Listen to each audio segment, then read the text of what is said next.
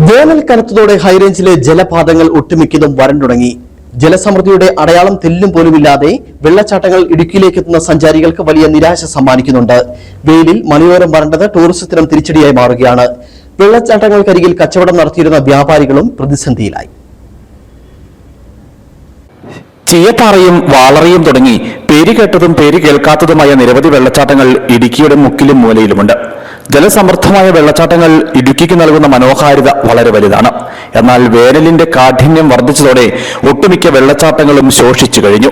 പേരിന് പോലും ഒരു അടയാളം ബാക്കി വയ്ക്കാതെയാണ് പല വെള്ളച്ചാട്ടങ്ങളും അപ്രത്യക്ഷമായിട്ടുള്ളത്. ഇടുക്കിയുടെ വിനോദസഞ്ചാര മേഖലയ്ക്ക് ഇത് തിരിച്ചടിയാകുന്നുണ്ട്. ജലസമൃദ്ധിയുടെ ഓർമ്മകളിലെത്തി വരണ്ടു കിടക്കുന്ന പാറയിടുക്കുകൾ കണ്ട് നിരാശരായി മടങ്ങുന്ന സഞ്ചാരികളെ ഒട്ടുമിക്കയിടങ്ങളിലും കാണാം. വെള്ളം പൂർണ്ണമായി വറ്റിവരണ്ട് സഞ്ചാരികൾ കൈയൊഴിഞ്ഞതോടെ വെള്ളച്ചാട്ടങ്ങൾക്കരികിൽ കച്ചവടം നടത്തിയിരുന്ന വ്യാപാരികളും പ്രതിസന്ധിയിലായി. വരുമാനത്തിൽ വലിയ കുറവ് സംഭവിച്ചതായി ഇവർ പറയുന്നു. വണ്ടി നിർത്തുന്നില്ല, കച്ചവടം കിട്ടുന്നില്ല, കച്ചവടക്കാരൊക്കെ നിർത്തിപ്പോയി. ഇനി വെള്ളമാകുമ്പോഴേ എല്ലാവരും വരുള്ളൂ. ടൂറിസ്റ്റുകൾ ഇഷ്ടംപോലെ മൂന്നാറിന് പോകുന്നുണ്ട്. തണുപ്പ് ഉണ്ട്, മൂന്നാറ് നല്ല തണുപ്പാ. ഇവിടെ വണ്ടി നിർത്തൽ കുറവാ, അതുകൊണ്ട് ടൂറിസ്റ്റുകൾ ഇഷ്ടംപോലെ പോകുന്നുണ്ട്. കച്ചവടം കുറവാണ്, വെള്ളം ഇല്ലാത്തതുകൊണ്ട്, വേറെ പ്രശ്നങ്ങളൊന്നുമില്ല. ഞങ്ങൾക്ക് കച്ചവടം ഇല്ല. ഞങ്ങള് വണ്ടി നിർത്താനുണ്ട്, വണ്ടിയെല്ലാം വിട്ടു പോവാ. കച്ചവടത്തിലോട്ട് ആൾക്കാർ വരുന്നില്ല, അതുകൊണ്ട് സാമ്പത്തിക ബുദ്ധിമുട്ടാണ്.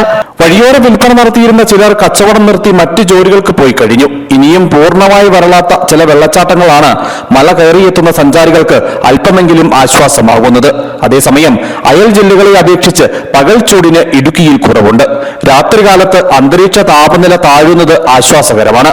ഇടുക്കിയിലേക്ക് ഇപ്പോഴും എത്തുന്ന സഞ്ചാരികളെ ആകർഷിക്കുന്ന കാര്യങ്ങളിൽ ഒന്നിതു തന്നെ.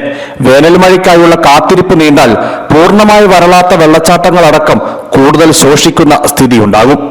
News bureau, Adimali.